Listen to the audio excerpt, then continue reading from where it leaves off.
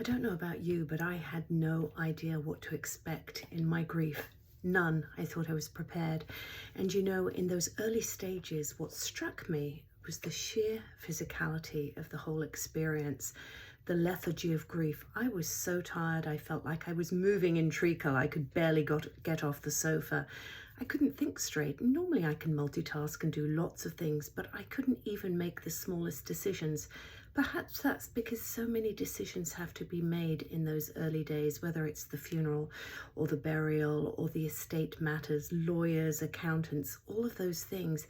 It's draining to have to do it. And so then the smallest things become really difficult. Sleeping, you either want to sleep too much or you can't sleep at all, or you suddenly wake up in the middle of the night thinking or dreaming or having nightmares.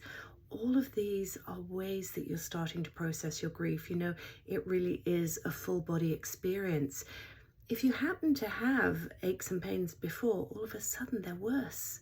Shocking, isn't it? You wouldn't expect that, but in fact, that can happen.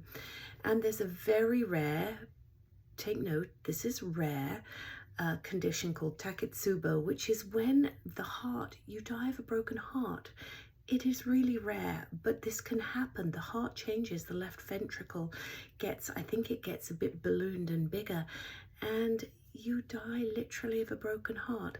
Rare, okay? So don't start thinking you're getting that. Having said that though, you can really feel chest pain. I know that I did. That pain of loss it's so physical, and you think you're having a heart attack. So obviously, if you are worried about that, see any doctor or medical professional. But it's not unusual to feel all these aches and pains and have those feeling worse than they did before. The other thing that might happen is a change in appetite. You might lose your appetite. I know my sister did.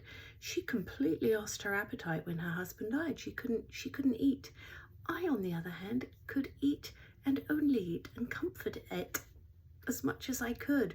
So we have to acknowledge that we're all going to experience this differently, but there are these physical symptoms that we feel in this grief. Remember, the lethargy of grief, the apathy, the difficulty with sleeping, the changes in eating habits, brain fog, the difficulty in thinking, making decisions, knowing what's happening. Even time can be distorted. So if you're experiencing any of those, you are not going crazy, you're grieving.